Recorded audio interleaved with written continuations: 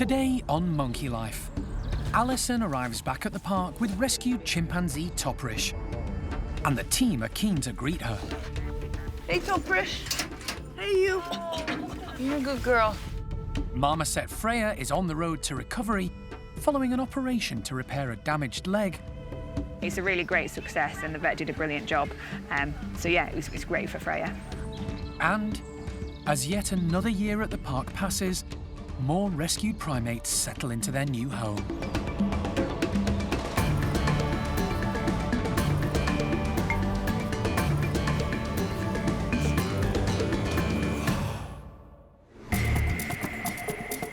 Monkey World in Dorset, buried deep in the English countryside, is the largest sanctuary of its kind on the planet.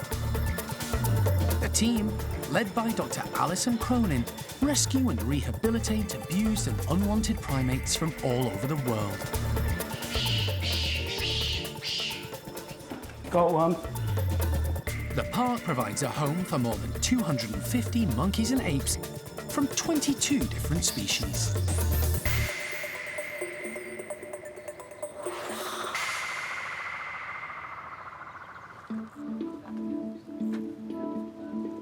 It's almost midnight and the park is bustling with activity as Alison arrives with a new chimpanzee to add to the 52 the team already care for. Young female Toprish has been travelling for almost 24 hours since leaving Faruk Yalçın Zoo in Turkey, accompanied by Alison and wildlife vet John Lewis. Throughout the journey, she's been confined to her transport box. And now Alison has her home, she's keen to get her out and settled in as quickly as possible. It's been a long trip home just because we had to get to the airport in Istanbul so early this morning in order to process the papers. So by the time we get her unloaded, it's going to be 24 hours. Toprish will eventually be joining Paddy's group at the pavilions. It's currently undergoing a major refurbishment, in part to accommodate such new arrivals. Okay, let's bolt her on and get her out. The new chimp will be given plenty of time to settle in and adjust to her new surroundings, and all the new faces that come with it. Hey, Toprish. Hey, you. You're a good girl. The majority of the team who will care for her have come in to get a look at the new arrival. It's very exciting, as the last chimp rescue was Kiki, who arrived from Lebanon almost 8 years ago. With the transport box in position, the slide can be opened to allow Toprish into her new home. Good girl. Come on in. Come on in. Okay, you can drop slides and close doors. She makes her presence known by hooting.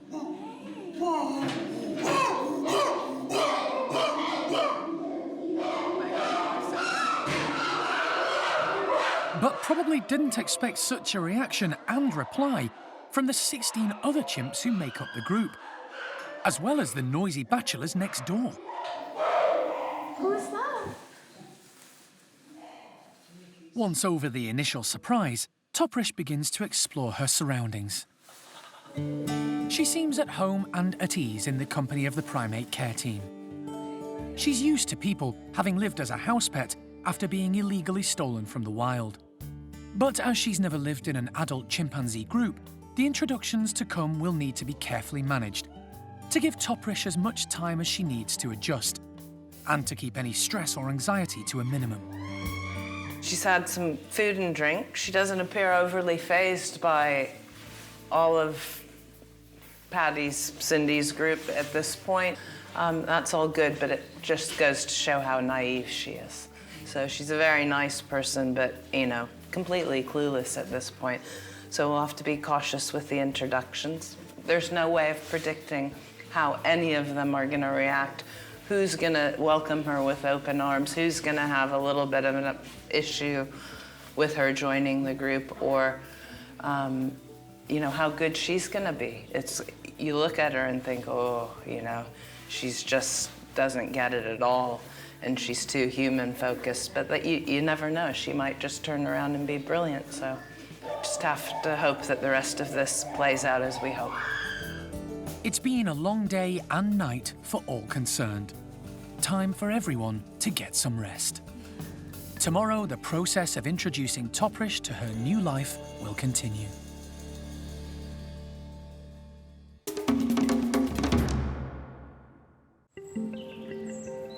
It's been a busy and interesting year at the park's new Loris complex, and it's showing no sign of slowing down.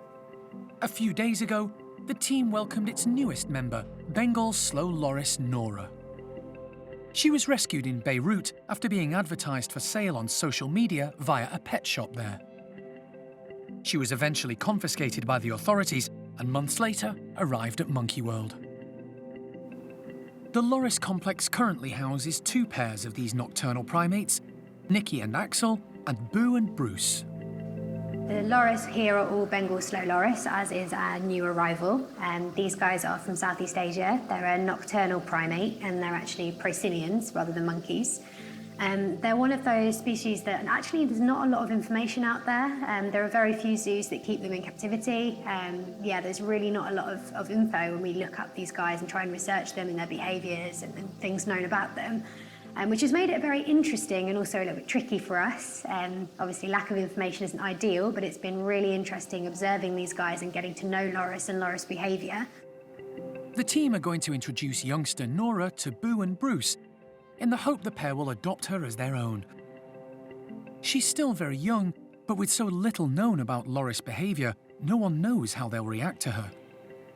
Nora has been living in a bedroom next door to Boo and Bruce, so they've been able to smell and hear one another. The team have adapted one of the rooms for her.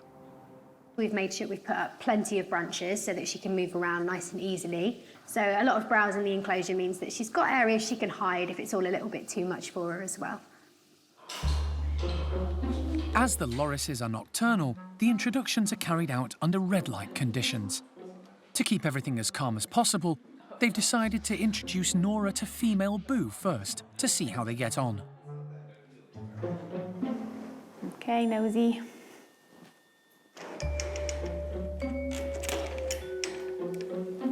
With the slide open, an inquisitive Boo makes her way through. Immediately, Nora beats a hasty retreat. But curiosity soon gets the better of her, and she heads into Boo's room to explore. Boo is in no rush to meet the youngster, moving slowly and deliberately in true loris fashion, stopping every so often to smell Nora's scent. It's all very slow, very calm currently. There's no vocalisations that we've heard so far, either positive or negative. So everyone's just kind of sniffing their opposite rooms and kind of get a smell of each other. No close contact or no interest massively yet. So. But after a few minutes of back and forth, it's little Nora who plucks up her courage to make the first approach. She begins following Boo everywhere, and surprisingly, makes threatening vocalizations towards her.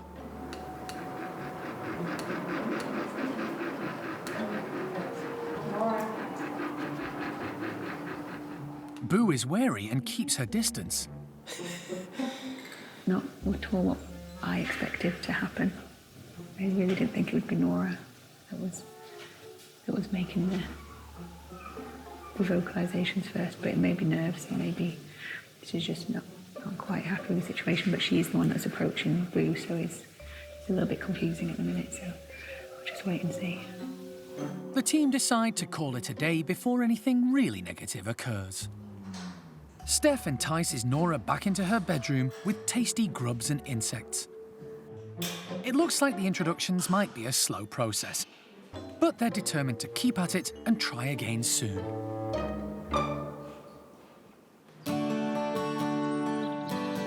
A few weeks ago, one of the park's newest arrivals, Jeffroy's Marmoset Freya, injured herself, possibly as the result of a fall. The local vet was called, and after an examination and X-ray, discovered she had a dislocated ankle and fractured hock joint.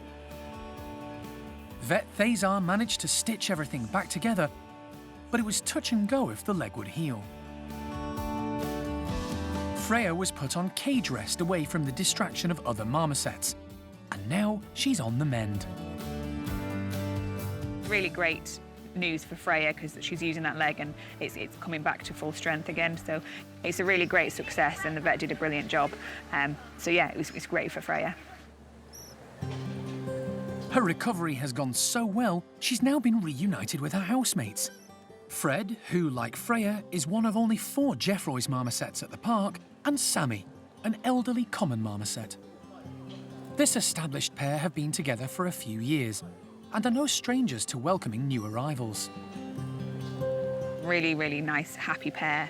They've actually helped rear youngsters that have been brought in and rescued into the park. So they actually reared Leo when he was healthy enough to be put with other marmosets. They helped rear him. And then they also looked after Luna as well when she first came in. Back together in their spacious outdoor enclosure, the trio are getting on really well. Freya is especially fond of Sammy, spending a lot of time by her side. At first, Fred, used to having Sammy all to himself, occasionally got a little miffed that he didn't have her full attention. But now he's also enjoying Freya's company too. Considering the damage to her leg, Freya is moving around the enclosure remarkably well. With all that she's been through in her short life, she's still a well-adjusted and lively little character. Freya she's quite chilled out really. She's really quite placid. A lot of marmosets that come into us at Monkey World haven't lived with marmosets before, and you can tell that in their behaviour. They don't know how to react to others, whereas Freya must have lived with marmosets because she understands everything that's happening. She understands their behaviours, but she doesn't overreact to anything. So she's actually quite a calm, chilled out marmoset. She's really nice. The future for this threesome is looking bright. Yeah, they are a nice compatible trio, I think. They just seem to get on well. It's really nice. They bed down together. We've seen them go into the same nest box at night together, which is a real massive positive. And hopefully it will continue to go really well for them.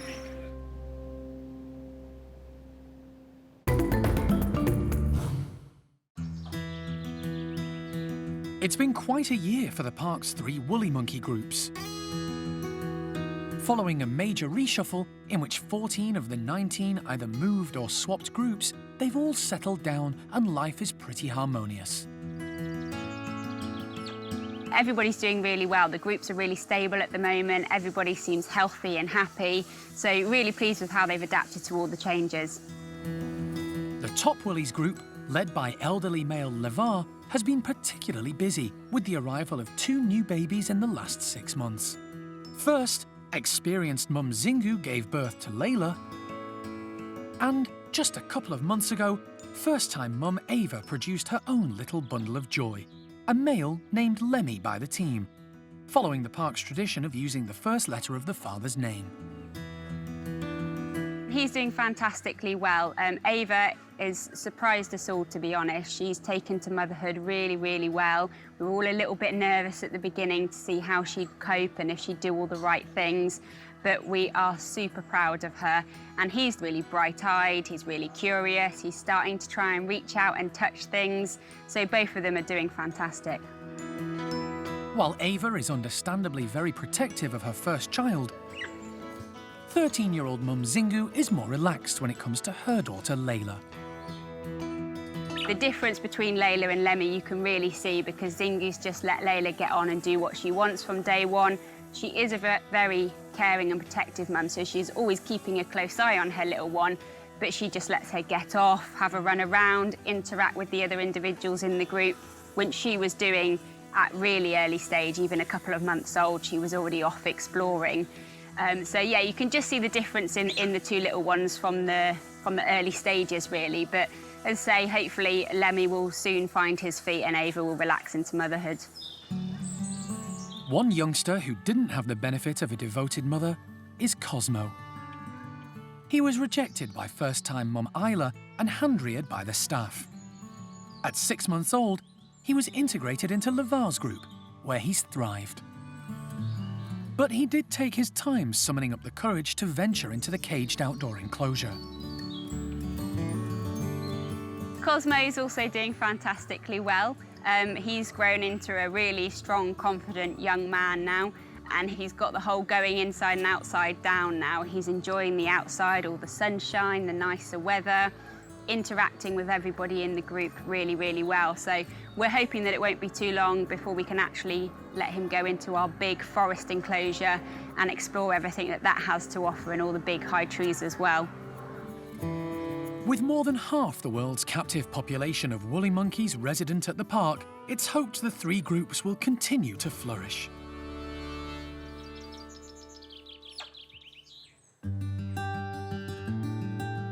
It's only been a few hours since chimp Toprish arrived at the park after a long journey from Istanbul.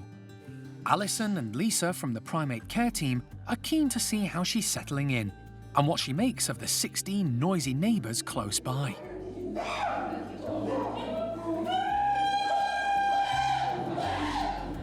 Good mornings. So chill. Good mornings. Good girl.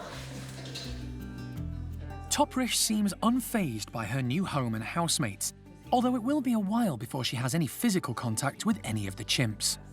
She's just a lovely lady and sort of bomb-proof at the moment. I'm hoping this sticks... Am I getting a laugh out of you? I'm hoping this carries on when she meets the other chimps and that her optimistic and blasé attitude about life carries on once she starts meeting chimps, because they can be a bit full on. And I'd like to get her out of the bedrooms, but we have to begin the introduction process first. So early days, but I'm hopeful that she's going to be a really nice addition to a group that's really sort of getting old and getting quiet and sedate, and I'm hoping that she's going to bring a breath of fresh air into that group. Aren't you? Alison and the team don't normally physically interact so much with the park's chimps, but Toprish is humanised after spending years living as a house pet, and the team don't want to make a drastic change to her routine just yet.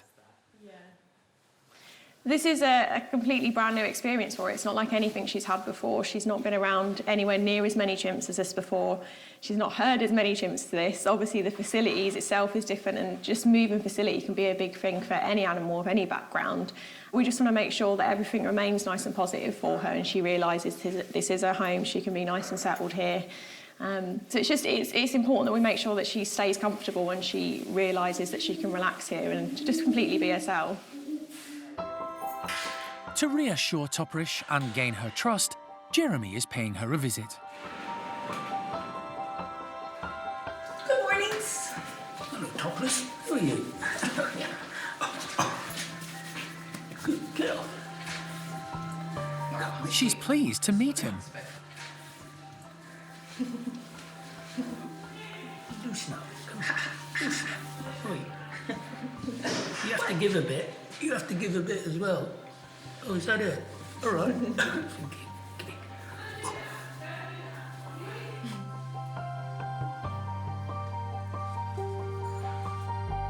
Toprish busies herself grooming Jeremy, showing natural chimp behaviour.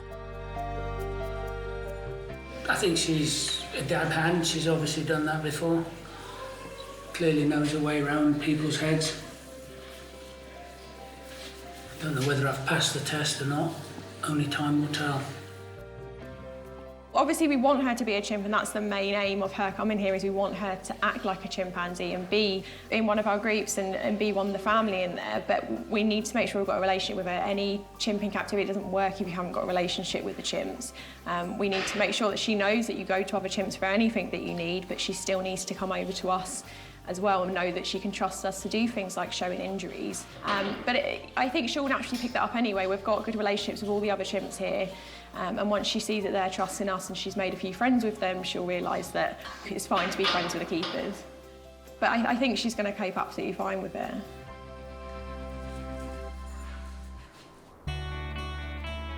Chimp Toprish may be the latest arrival, but she isn't the only one to have found a home at the park this year. It's been a busy time all round. Yeah, that's a little boy. He's quite a baby. You are cute. The small monkey team had the most newbies to accommodate, with 2 more marmoset refugees from the British pet trade needing help. Hi, little girl. Common marmoset Amy moved in with ready-made family Milo, Clydie and Caesar. And Alison rescued Jeffroy's marmoset Freya, who was found climbing scaffolding on a block of flats in London. Hello, missus. Oh, good girl. Hello. The squirrel monkeys also welcomed 4 newcomers. Logan, Lucille and Lopez were rescued by Jeremy from appalling conditions in Somerset.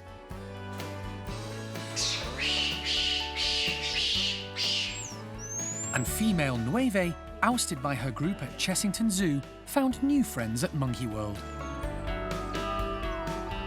Desmond and his son Tutu arrived to join Saki monkey Chloe, who needed companionship of her own kind. Are you happy, Chloe?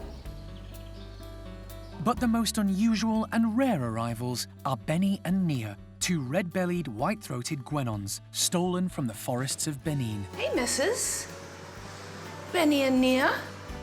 Alison went to Lebanon to collect them following their confiscation by the authorities there.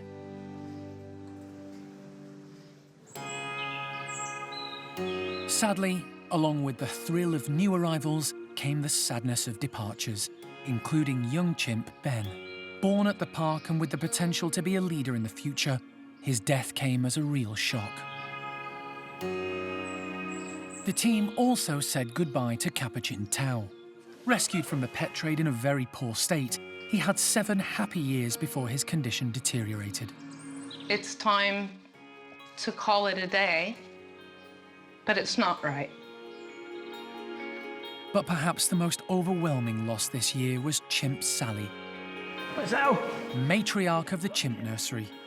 Never mind me, but that looked shameless. She spent 25 years here and was an iconic character, and a close friend to Jeremy, who will miss her most of all. You've got your work cut out there, Sal. But life at the park goes on, and there was lots of fun for its residents.